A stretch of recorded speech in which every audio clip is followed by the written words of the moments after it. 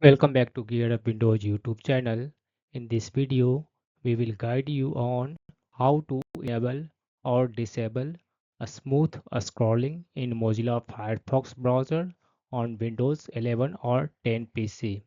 For your information, a smooth scrolling in Firefox refers to the feature that enables web pages to scroll smoothly instead of jumping from one position to another.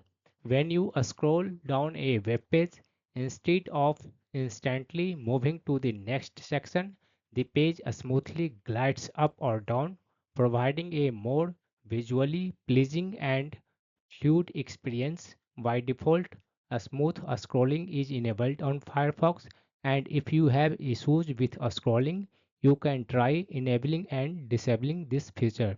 For this, first open this one Firefox browser on your PC and then click on this one menu icon. Then select here settings in the drop down menu.